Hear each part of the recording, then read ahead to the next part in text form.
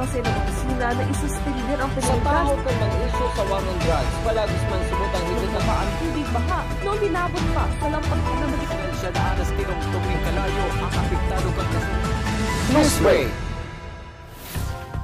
Sa headlines kan mga barata bilang kang augmentation force sa Naga posibleng madagdagan. PNP sisimbago ng pagkakan kan mga pulis. Simulation exercise kan Joint Task Group Security ginibo kasubagong aga. Sarong classroom sa Iriga Central School nasulo kasudmang hapon. Meeting di abansay ka mga kandidato kang Naga College Foundation Central Student Government ginibo. Uya mga bareta, sa aldaw na ini, ako po si Kristen Reyes. Nakipaghampangan si Naga City Mayor Leni Robredo kay PNP Bicol Regional Director Police Brigadier General Nestor Babagay Jr. kasudma. Kabali sa napag-ulayan, iyo si bilang kan augmentation force na ipapadara sa syudad ni Naga asin ang sa idang pagkakana. Nakipag-ulay man ang alkade kay OCD Bicol Regional Director Claudio Yucot. Uyang sa kuyang report.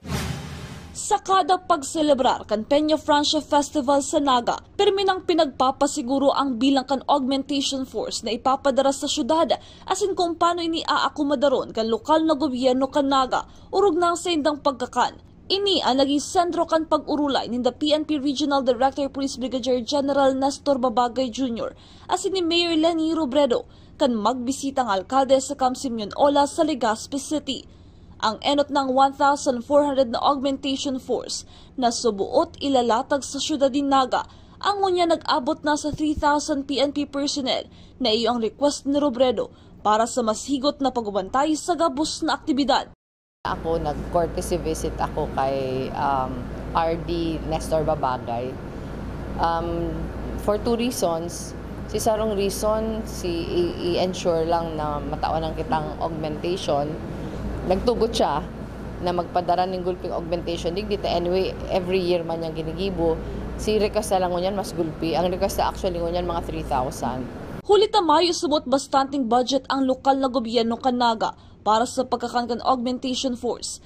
Nakiulay si Mayor Robredo kay Police Brigadier General Babagay na ang PNP na muna ang maggastos sa pagkakankan sa mga personahe na pinag-uyunan kan PNP Regional Director. Supog man si Robredo sa request na ini, hulita na kasanayan ng LGU Naga ang naggagastos sa pagkakan, alagad huli sa kauwaran ng budget, kinakaipuhan ang request na ini.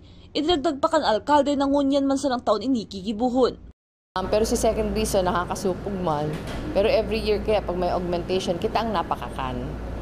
Sa gabos na augmentation digdi sa Naga, takita man si host.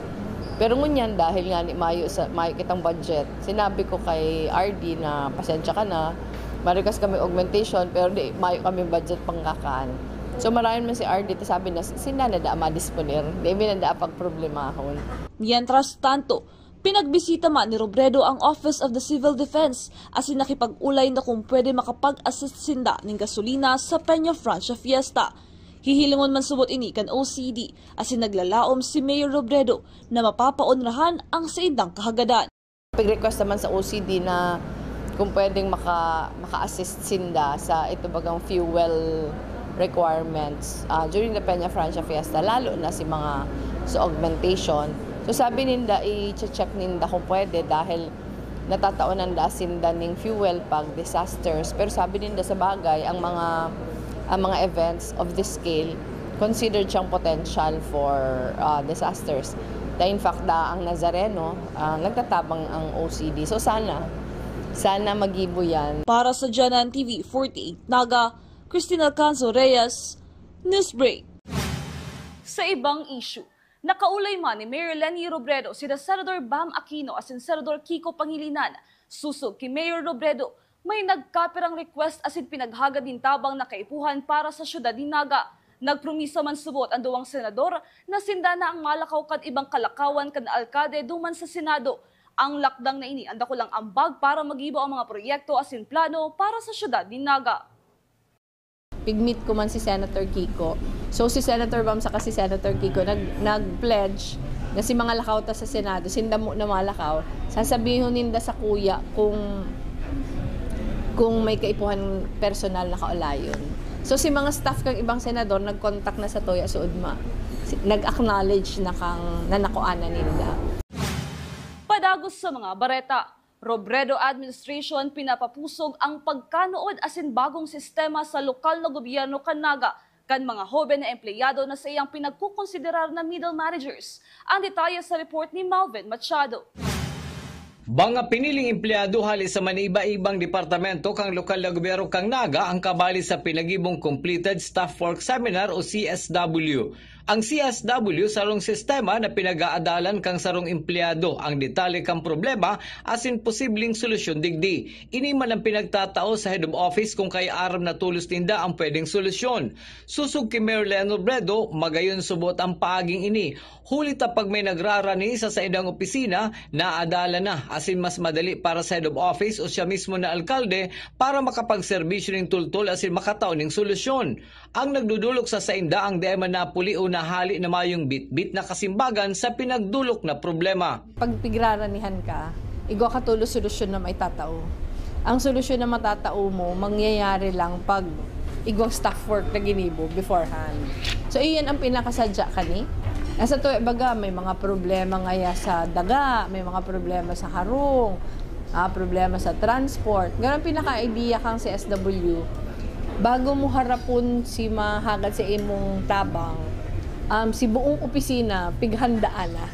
Ganun si trabaho nangyayari beforehand, na mahali si naghagad sa imong tabang, igwa ka ng solusyon. Bako itong pinapabalik-balik, nagbuburubunggo sa mga opisina. Ganun para sa tuya, mas makakaserbisyo kitang tultul pag pinaghahandaan ta. Sa pinagibong seminar para sa completed staff work, kaibanan ang mga piniling empleyado kang lokal na gobyerno kang naga nakadaklan hoben, iyo naman subot ang magsiserbing middle manager asin iyo man ang target na matukduan. Pagkatapos kang seminar, inaasahan na ang mga nag-atindir ang matukduman sa ibang empleyado asin sa kanya-kanyang mga opisina. Ang sistemang ini ang dakulang tabang bakulang sa mayor's office kundi gabos na opisina sa City Hall. Ini kayang ining sarong training na ni itong CSW training. Talagang big target si mga hoben. Itong middle manager sa City Hall. Dahil trainers training siya. Buod sa bihon, after this, ang expectation sa inda, ite-train din nila sa ibang nasa City Hall. Ako kaya nahiling ko na very helpful sa buong organization. Na magkaigwang arog kainita na experience ko ni kang VP ako. Para sa GNN TV48 Naga, Melvin Machado, Newsbreak. Sa iba pang bareta, aprobado na kan sangguniang palunsod ang ordinansang ipinasa ni City Councilor Frank Mendoza manungod sa mga sobrang daga kan mga patrabaho sa lokal na gobyerno kanaga na subuot public property asin imbes ipabakal gamiton kang syudad. Pinagtawan doon ni Councilor Mendoza na naggagastos ng milyones ang syudad para magbakal ng daga kung kaya dakulang tabang ang ordinansang ini para makatipid sa pagpabakal ng earthfill o pantambak sa sanitary landfill asin sa iba pang paggagamitan kaini. Manungod duman sa mga sobrang daga o sobrang ito bagang pinarasang semento na usually yan kumisan nadalangan sa pribadong propiedad o kaya pinapabakal. Isipon ta na yan po mga dagang yan, pati na ito mga semento, hali yan sa propiedad kang gobyerno. Kumbaga public property yan. Imbis na ipabakal o kaya daraw sa pribadong lugar, dapat gamiton kang city government. So may ginibog kitang ordinansa, aprobado na po yan. Rini-require ang mga kontraktor na may mga excess soil sa project nila. Halimbawa, nag-ibon ng kanal, siyempre may mga dagang sobra yan. Ang obligasyon ng kontraktor, darahon sa mga lugar na pagsasadiri kang city government. Nagwaning tulong default site, ang saro kaya ining sa Almeida property, yan pong may City College of Naga, ang panduwa ang dyan sa Balatas dump site, pantulo duman sa San Isidro Sanitary Landfill. Ano tayo importante yan? Bako lang dahil talagang public property itong dagang ito, kaya itong sementong parasa, kundi dahil nagparagasto ang syudad pambakal ng earthfill. Milyones ang ginagastuta, pantakop duman sa sanitary landfill, asin kung ano-ano pang mga pangangaipo. So, imbis kita magasto ng milyones, gamiton ta na itong hali sa mga proyekto. Padagos sa mga bareta, simulation exercise kan Joint Task Group Security, ginibo kasubagong aga. Kabali sa pinag-adalan, iyo ang pagresponde sa insidente na may nalamos sa Salog, Canaga. Ang detalye sa report ni Cristina Valenzuela. Matapos ang ginibong contingency planning kasuudma kang mga yaon sa Joint Task Group Security, Pinagibo na kasubagong aga sa May Tabuco Bridge ang simulation exercise o SIMEX kang mga personay kang Naga City Police Office, Philippine Coast Guard, City Disaster Preparedness Response Team as in medical team. Parte ini kan pagpapadagos kan sa indang preparasyon sa paabuton na Peña Francia Festival sa siyudad ng Naga. Obheto kaini na dai mabigla ang mga nasa Joint Task Group Security sa mga peligrong posibleng mangyari sa Aldaunin Fluvial Procession. Sinabi ni Police Lieutenant Colonel Rodolfo Borromeo, hepe kang Naga City Police Operation Management Office, marhay na subuot na nakapaghanda sinda in kaso magkaigwaman in drowning incident o pagkalamos. Magsasagawa po kami ng tinatawag na simultaneous exercise regarding po sa capsizing and at the same time yung drowning, na ito po ay paghahanda sa parating na fluvial procession na kung saan ayaw natin ang tropa, ayaw natin yung mga task group na mabigla sa mga insidenteng ayaw nating mangyari. Ito po ay paghahanda pero ayaw nating may mangyaring ganito. If in case man na may mangyari, handa tayo. Kasama natin dito ang Philippine Coast Guard, CDR, Medical, yung station na nakakasakop rito para po sa maayos maayos at proper ang pagsasagawa ng ating pag-rescue or ng pagsagip doon po sa magiging biktima. Tinawan doon ni Police Lieutenant Colonel Borromeo ang importansya kan sa indang pinagigibong simulation exercise bago pa man ang kapestahan. Po ay importante kasi nga sinasabi natin na ayaw nating may mangyaring ganito pero mas maigi na po na tayo ay handa. Sa mga masunod na aldaw, dagos-dagos ang gigibo na simulation exercise kang mga yaon sa Joint Task Group Security antas ang Peña Francia Festival. Para sa JNN TV 38 Naga, Cristina Valenzuela, Newsbreak. Sa Calabaan kan Rolando Andaya Highway, Barangay Nagkalit del Gallego, Camarines Sur, inabutan kan mga nagresponding mga otoridad ang sarong motorsiklo na may plate number 472WTY na sumot pagsasadiri kan sarong ISC na aktibong miyembro kan PNP na taga-Kias, Baguio City, Benguet. Nakuaman sa U-Box kan motorsiklo ang ORCR na may cellphone number kung kaya napunan kan mga otoridad asindig din na pag-araman na ang nasabing motorsiklo hinaabon sa Apalit, Pampanga kan nakalihis na petsa 24 kan presenting bulan. Nakipag-koordinar man ang PNP del Gallego sa Highway Patrol Team, mientras na pinaghahalat ang may sadirikan motorsiklo na magpasiring sa indang opisina. Sa iba pang police report, nasulo ang Gabaldon Building 2 kan Iriga Central School sa Barangay San Nicolas, Iriga City pasado alas 5 nin hapon kasudma. Pasado alas 5 nin hapon kan maresibik kan PNP ang apod mapadapit sa kasulo. Kung kaya tulos din ng pinag-apod sa Bureau of Fire Protection na tulos man nagresponde. Alas 7 na ning banggi kan maideklarang fire out. Mayo man na-report na nairido, hulitan nakapuli na ang mga estudyante. Pinag-aaral pa kan Bureau of Fire Protection sa syudad din Iriga ang pinagikanan kan kalayo asin kantidad kan danyo sa eskwelahan. Sa iba pang police report, padagos na pinagbubulong sa Bicol Medical Center ang driver na si Ayas Rick asin pahinante kaini na si Ayas Nono. Nalunad kang sarong Mitsubishi utility vehicle matapos na magka-head-on collision kaini ang sarong Sino truck na pinagmamaneho kan sarong Ayas Rolly na taga-Talipapa, Novaliches, Quezon City asin pasiring sa direksyon kang syudad ni Naga. Ang Mitsubishi utility vehicle ang buminalyo sa linya kan Sino truck kung kaya nakabanggaan ang mga ini sa parte kan Barangay Bonifacio, San Fernando, Camarines Sur. Tulos man nakapagresponde ang mga personahe kan MDRRMO San Fernando asin pinag-aragapan ang biktima. Sinasabi sa report na posibleng napaturog subuot sa manibela ang driver kan Mitsubishi utility vehicle. Padagos sa mga bareta, launching kan kabalikat sa kabuhayan program kan SM Foundation, pinagibong mo niya na aldawa. 150 beneficiaries na hali sa San Fernando asin Calabanga, Camarines Sur ang matatabangan. Ang detalye sa report ni Cristina Valenzuela.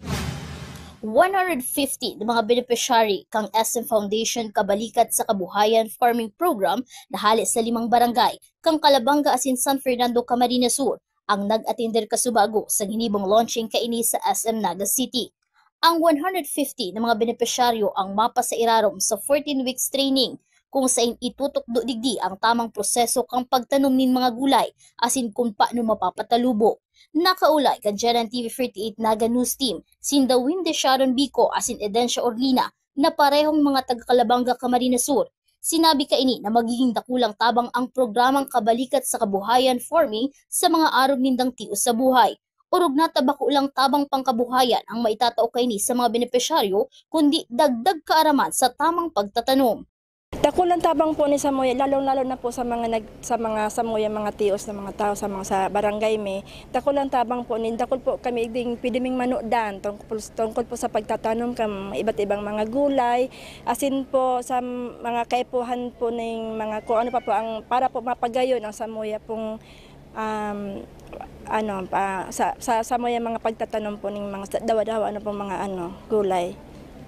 Kadakulang tabang po ni ninhuli po kani ang sa knowledge lang po kadakulang ng tabang sa Samoya ta ang ginagamit mi po kayo nga sa mga sadiri mi lang ning adal sana mas maedukar ang gabos para mas ma-improve ang Samoyang pagtanom po ng iba't ibang gulayon.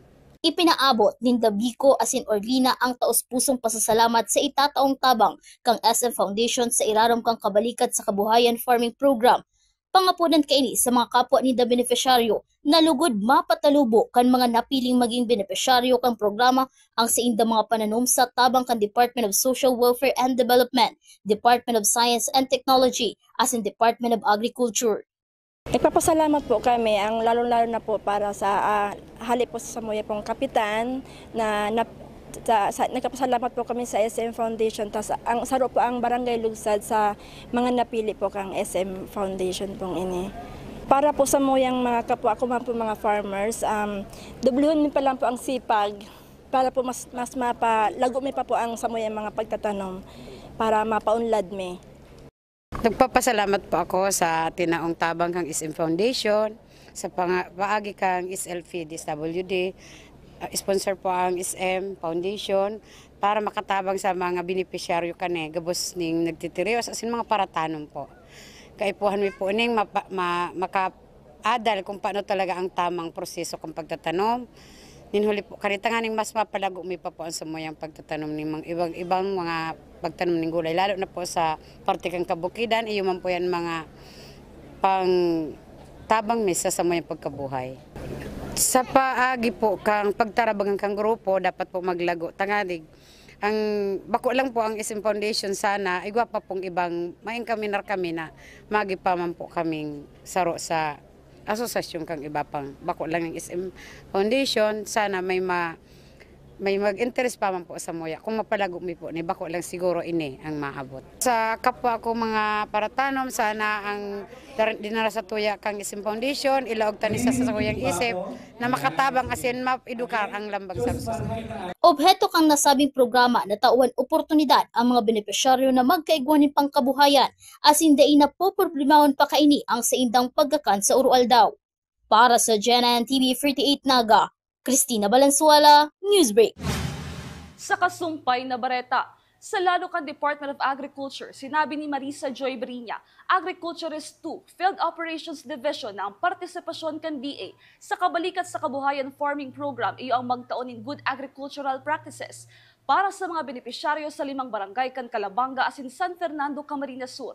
Apwera digdi, pwede man subot magtabang ang DA na makapagtaon ng mga technical trainings kung kaipuhan kan mga benepisyaryo.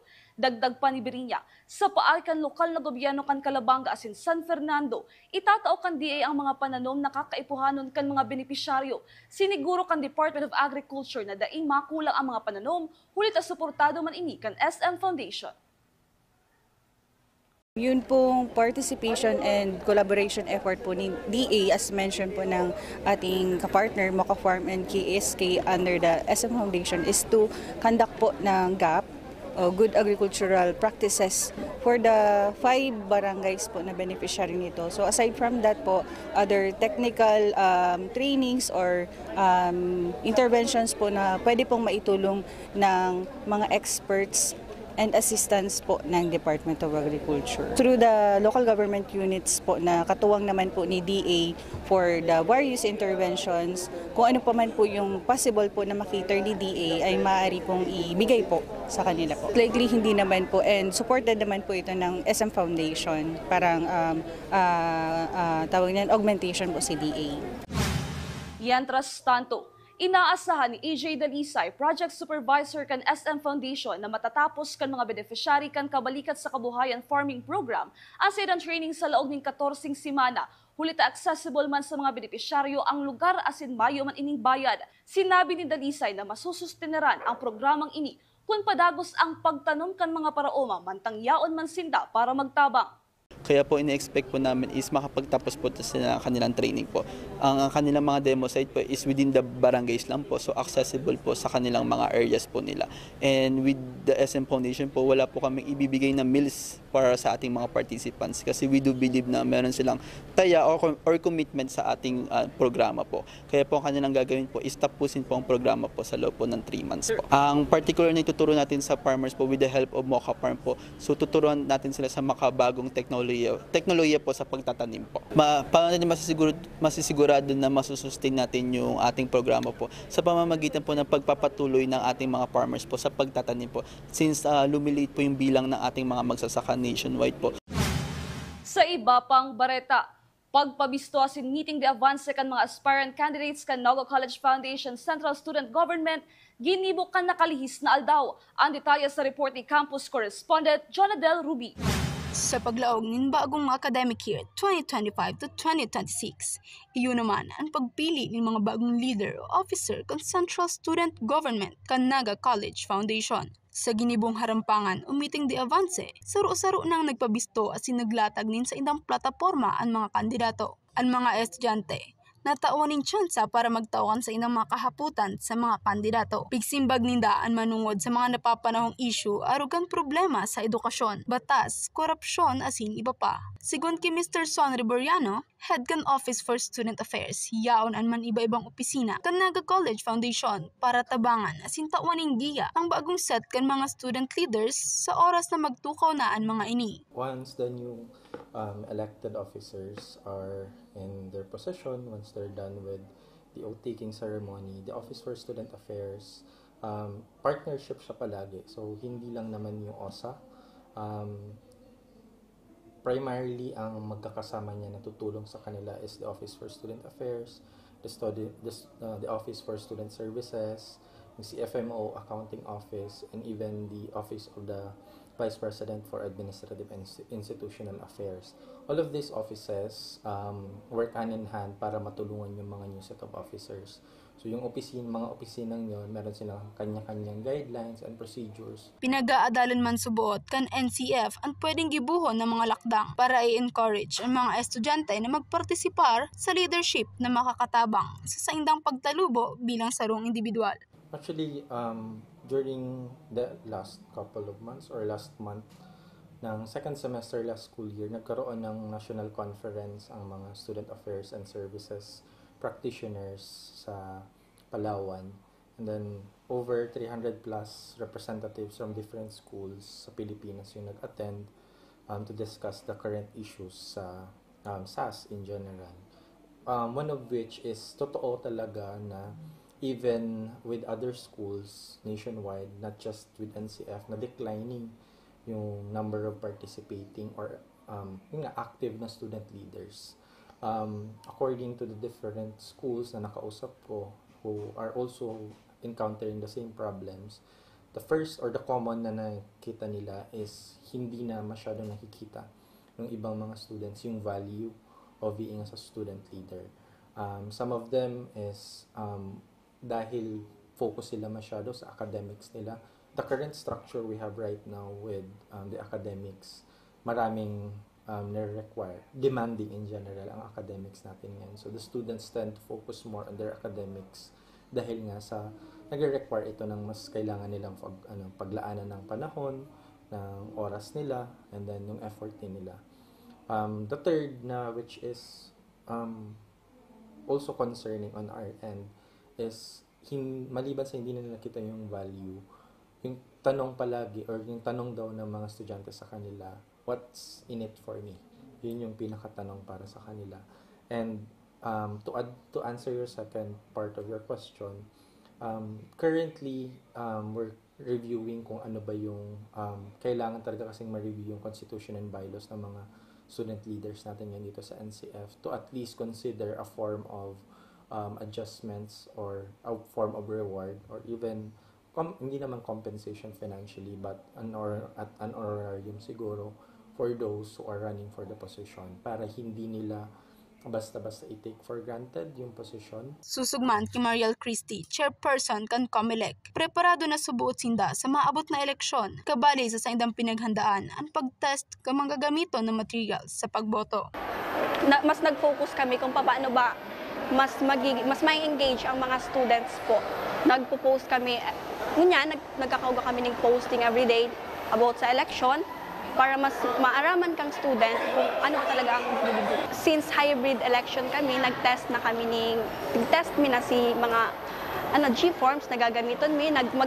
Magkakaugo kami ng tulong station, ugwang mo niyan sa CCJE, sa ST Lobby, and sa NCF Annex. So we encourage everyone to exercise the right to vote kasi as a student, ini-responsibility ni. Kasi ini-malid ni ang CSG malid ni sa tuya for 1 year. So I encourage everyone na remember that your vote matters kasi the leaders you choose today will shape the tomorrow we all share. Sa aga, Agosto 29, pipiliun na kanilang bang ensyano kung si Isay ang dapat magtukaw sa mga posisyon para magtaon ng marhay na kalidad sa pagserbisyo sa mga estudyante. Para sa GNN TV 48 Naga, Jonadel Ruby, Newsbreak. Yan ang mga bidang baretang nakalap kan mas pinakusog na puwersa kan GNN TV 48 Naga News ng Bicol Affairs. Day malingaw na i-follow ang sa mo yung official Facebook page GNN TV 48 Naga. Padagos kaming mahatod ng mga baretang garantisadong nangingenot as sinapapanahon. I-hit ang subscribe button sa mo yung official YouTube channel GNN TV 48 Naga para updated kita sa mga bareta asin istoryang bidaan Bicolano. Ako po si Christine Reyes asin ini ang GNN TV 48 Naga Newsbreak. Naga City Police Office. Pinagsubo kasi ng opisina na isuspender ang Sa pahot ng pag-issue sa war on drugs, palagis man subutang higit na ang tubig baha nung hinabot pa sa lampag na magiging. siya na anas tinong kalayo ang apektado kang Newsbreak. Introducing Converge FlexiBiz. Be in control with your daily connection needs for maximum productivity. You can boost your connectivity when you need it the most. Have it at an all-time peak or adjust speeds during hours of the day, whatever your business needs to support. Enjoy value for your money with a budget-friendly, reliable, and flexible package made for you. No data cap. Stream on pure fiber connection that you deserve. Converge FlexiBiz. Contact us to know more.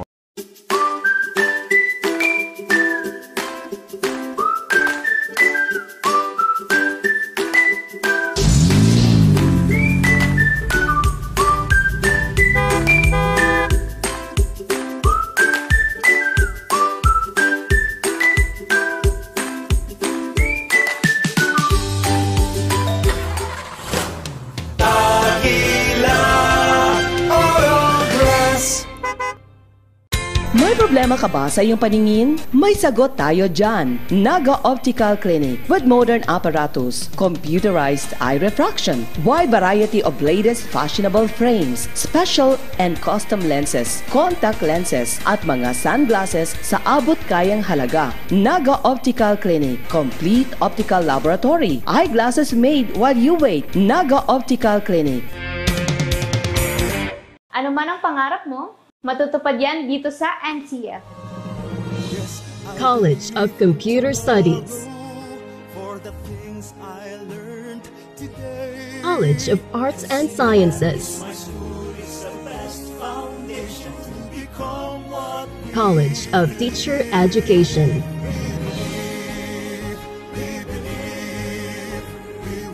College of Accountancy and Finance. College of Business and Management. College of Engineering.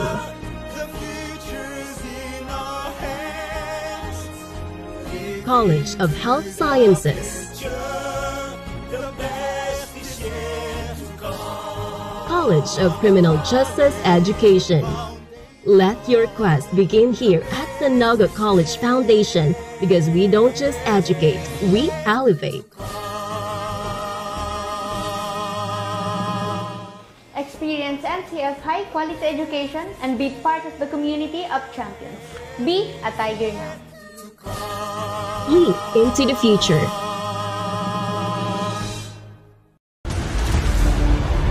Your quest begins with a single step, where passion meets purpose, and learners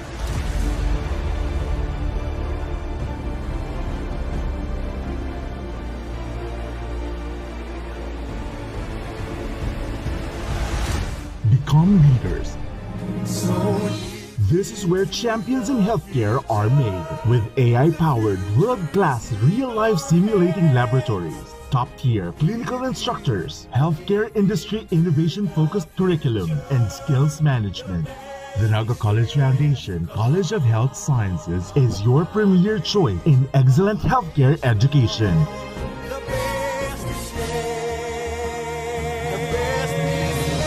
Change the game. Be a champion. From dreams to strategy. From passion to profession. What can you be with a marketing degree?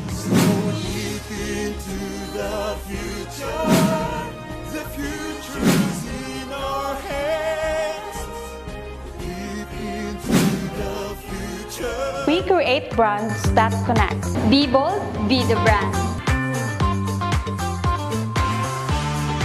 Hashtag market your future. It all starts here at the Naga College Foundation, BFBA Marketing Management. Start your quest to success. Be a Tiger today. Enroll now. The fastest growing fiber internet got even faster. Again! Dahil ang doble na, di noble pa. Converge Fiber X Plan 1.5 from 100 Mbps is now 200 Mbps. Doble ulit ang bilis, doble ulit ang sulit. If you're an existing subscriber, automatic upgrade ito. And if you want to make it permanent, just agree to our new terms and conditions. As simple as that, no new application, and it's absolutely free. New Converge Fiber X Plan 1.5. Ang dobleng sulit, new offers from Converge. Doble na, di noble pa! At the heart of every dreamer lies the future of limitless possibilities. At Naga College Foundation, we understand the journey. With proper guidance, inclusive community, and state-of-the-art facilities, your dreams can become a reality. We are a training ground for future innovators, where quality education continues to thrive and service meets excellence. We develop students for more than a career. We equip them with the right skills and attitude to leap into a future of limitless possibilities. Your future is waiting. All you have to do is to begin. Meet your future self and choose NCF.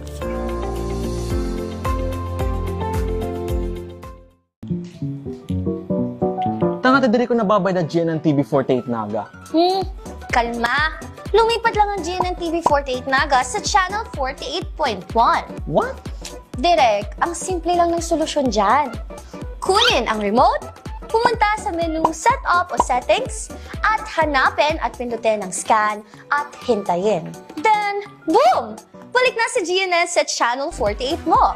Para sa mga balitang nangunguna at napapanahon, At sa mga programang suwak sa panlasa mo. tutok lang sa GNN TV48 Naga, Bida ang Bicolano! At NCF, we're all about that holistic grind. Hands-on training, real-world experience, and affordable education that gets you industry ready. shoot to edit? Dito, from concept to screenwriting, from shooting to editing to actual broadcasting, NCF was the first and the only school that has its own operational television and radio stations. No boring stuff, just real skills for the real world. G ka na ba? Tiger today.